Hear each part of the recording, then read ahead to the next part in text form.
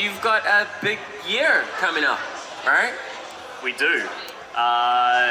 We've got a bit of touring. We leave for the States in about 3 weeks. We'll have some Australian stuff after that. And then we've got Europe at the back end of the year. Wicked. So America, Australia, and then Europe. Yes, Europe and UK. Hopefully Europe's still accessible. Yeah. Yes. Do you worry about that? A little bit, because we still don't really have a grasp on what's going on with Brexit either. So we have to look into that, and obviously you've got COVID issues as well, so fingers crossed.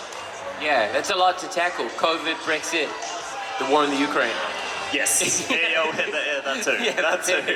That's throwing a bit of a spanner in the works, but yeah. you must be excited after a forced hiatus for the last couple of years, huh? Yes, very. 2 years off. It was calming to a degree, because at least we knew we weren't going to be playing shows. But now, I think with the added pressure of some shows might be getting cancelled or might get rescheduled, it throws more stress into the equation. So there's good and bad sides of it. Yeah, there's a lot to be said for stability and structure and like knowing what you're doing, right? Very much so. Yes. Yeah. How did you deal with all of the instability and sort of ups and downs? You know, like what did you do at the time, or did you have strategies in place to deal with any disappointments? It's hard to tell, especially because you have to take, for example, even if you're on a tour, you have to take each show day by day.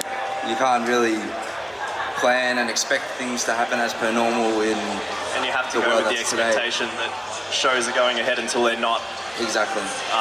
So when you're building up and preparing for shows like they're going to go ahead, and then all of a sudden it gets a reschedule or a cancellation, it's a big kick in the guts a lot of the time. Yeah, it's a mess. Yeah, it's like a up and no, not happening now. But we had other things that we did to keep ourselves amused while we had no shows on. I started another band with our vocalist, and we had other things to keep us going. Oh, you got a side project? Does that keep going? Yeah. I played in a band called Cherry with Jacob. You already got fans. Yeah, we already got some fans. That's good. That's a good sign. But yeah, there were plenty of things to keep us going. We recorded the album, and then it was we actually were under a bit of pressure to get the album done because of the lead time on getting vinyl produced. I think we had to have masters in about 9 months before to actually get it out in time. So we've been sitting on the album for a long time. You guys have kind of, with the newer music of yours that I've heard, there is like a shift in sound, like an evolution in sound. How's that being received by your fans? Mixed. First, it does shock a few people because they might not be used to listening to some of the bands that you can tell we are influenced by in the newer songs. It's a lot more rock influenced, a lot more groovier compared to a more traditional metalcore sound. So at first some people are a little bit more skeptical, a little bit more cautious about not liking it from the first listen. But at the same time there's plenty of fans that have grasped the new sound per se and really haven't looked back for the last 3 singles that we've put out. Yeah, and I think we're talking beforehand.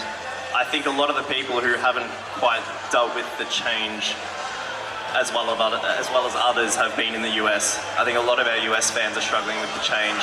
I think Australian fans have adapted to it fairly well. It's been a good response in the UK and in Europe as well. US, I think, are struggling with it a little bit. And I think a lot of it has to do with the image change as well.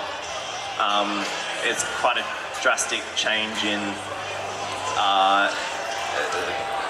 performance-wise, outfits, that kind of thing. We put a lot of emphasis on the image change, and I think it might have thrown people a little bit off guard. I'm not familiar with your images, so talk me through from what to what. I think it was very much in the first album. It's more to do with outfits, I think. It's very much the first album was we wore on stage what we would wear everywhere else. Just wearing my fucking jeans and Exactly. like some sneakers. That's what it was, and now it's getting a little bit dressier and all that sort of thing, so it might take a little bit of getting used to for some people. Yeah, so you're putting more effort into your performance, really. Yes, Like you're exactly. taking it more seriously and you're like producing a show for people to consume. Yeah, I think there's much more of a concerted effort to look the way the songs sound. Which sonically. is? It's hard to explain, but it's a little bit. I feel like it's a little bit classier in some aspects. More polished. Yes, much more polished. That's probably the right word for it. Yeah, that's cool. What do you get pissed off that people don't seem to just recognize that growth is part of being a human as much as being a musician? Or vice versa, growth as a musician is just part of being a human and it's reflective. I think the initial reaction is to get pissed off. Yes. Get pissed off. Yeah, but I think once you step back and realize how it would be as a fan looking at it and listening to it, you do understand where it's coming from. Yeah, it's like I ordered pizza, but I got fucking burgers. Yes. Right. So, yeah. yeah. But both are delicious. I love pizza and I love burgers. Right. Yeah. You get into like back and forth battles with your fans online? When people are like, yo man, all right, we got some stories here. I can tell. No. To be fair, I've never gone. No. I do at Twitter, and I have a bit of a laugh with it. But Twitter's a nightmare though. Yeah, It's his dream. Yeah. It can be a bit of a battleground. No, I try not to. I don't bite back at people. No. A little bit. Come on, tell me a story. No. I don't have really any stories about biting back at people. I do little spicy tweets every now and again, but not directed at a specific So person. you're subtweeting your fans. I'm that fairly disrespect you. conservative with it. Yeah. I like it, but a little bit petty is fine. Exactly. I don't mind a little pity here and there.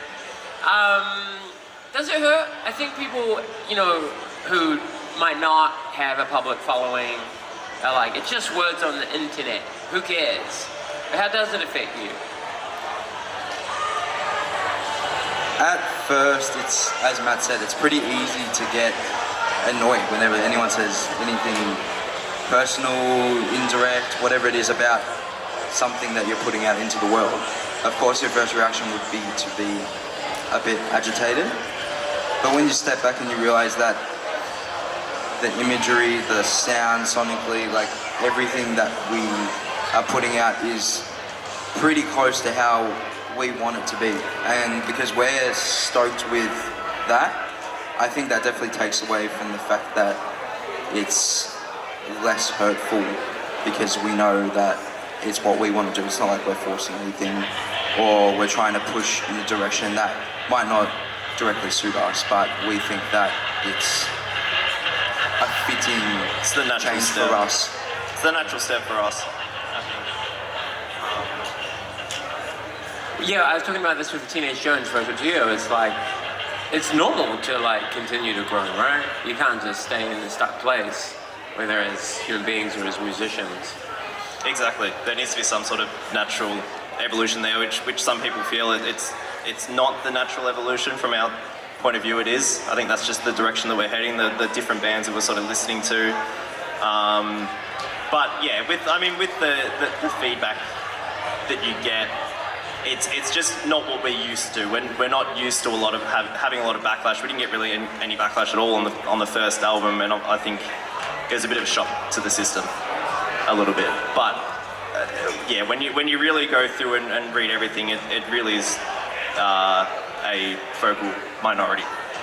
Yeah, it's always that fucking way, right? Doesn't matter what the issue is, it's like some vocal minority that wants to drag you. And even if what you're doing, like writing songs that you truly feel are representative of where you're at, it's like, why do you care so much that you're gonna write a mean thing about my band? Yeah, I think it's a bit strange. I think anyone who goes on and attacks a band on social media is a bit strange. But Yeah, like, touch some grass, get some sun, get offline a little bit, stop being mean about Thornhill. I think so. I just found it a bit odd, but each to their own. Some people like having a dig at bands on social media. That's what they do. I think we call those people trolls, and I do have compassion for them because you can't be in a good place if that's what you're doing with your time. I think so. The way I look at it, I think obviously those people care about our music. Otherwise, Yeah, they wouldn't be as wound up as what they are. But Yeah, they feel let down. You've let them down. yes, that's how they feel, which is fine. But I think they just have to get over it and let us. We're not going to change the record. That's for sure. Yeah, it's like, what do you expect me to do? All right, I'll go back and rewrite the record Well, people and were asking for re-record that. it. People were asking for that. They were trying to say, I think, yeah, they need to go back and listen to their fans and go back and rewrite. I'm like, bro, it's written. Yeah. It's not going anywhere. That's wild. There's no authenticity in the artist who's going to binge what they want to do for like 3 dudes on Instagram, right? Exactly. Yeah, right. Thematically, what are you exploring this record? You know, like there's been a shift in image and a shift in sound. Is there a shift in lyrical focus? We can't really comment on that. We neither of us write the lyrics. So Some bands have like a collaborative process. yes, they do. Yeah, no, with us it's very much just done by Jacob. And from reading the lyrics, I think there's an obvious change. But yeah, I wouldn't be able to go too much You into wouldn't be detail able to about go from what to what? no, I'd be guessing. Do you ever read lyrics and you're like, are you okay, Jacob? Like, what's going on? I do not know any of the lyrics to any of our songs. Oh, yeah, you heard it here first. Yeah, So you couldn't sing along to your singles? I could sing along, but yeah, it's really just words to me. Right, I've never sat down and actually thought about what he's singing before. So Oh, wow. I go straight to the guitars, I go straight to the drums and all the drum patterns. Yeah, right. But lyrics are not my thing. Okay, that's fascinating. What about you? Can you sing along to your own songs? Yes, in part. No, but he's saying no. That's definitely But no. at the same time, I think it's the way we go about ourselves as a band in terms of producing songs and putting all the instruments together. The lyrics, breaking down the lyrics and interpreting everything, for me, is kind of why I just focus on the drums. Why Matt would see that in just the guitars. He would hear I'm the not smart guitars enough to first. interpret the lyrics. Exactly. We just play the instruments. That's He not can for me. sing. I play guitar and get off stage. Yeah, That's my job. I like it. You're owning your role in the band and you're not trying to Exactly. overstep. Spot on. We all very much have our own individual roles. We Yeah. try not to intertwine too much with each other's Yeah, roles. right. So you're going to America and then Europe. Where can people follow along with you guys if they're curious to like be part of the journey? As in like socials, like keeping up with yeah, what you're doing? I'm sure we'll be keeping it all up to date on Instagram. I think we're too poor to bring a photographer. Yeah, I was going to say, do you along. have a videographer or Oh, like God, a no. vlog? No. Vlog? The costs are already up way too high. I can't afford to pay another wage. I think we've got some photographers on select dates, so we'll try and get some stuff there, but we don't have anyone on the road this time. Okay, all right, rad. Hey, what time are you guys playing today? 8:40 tonight. All right, rad. All right, give it up for Thornhill. Thank you. Thank you very much. Hey, thanks for talking with me, guys. Thank Appreciate you, it. mate.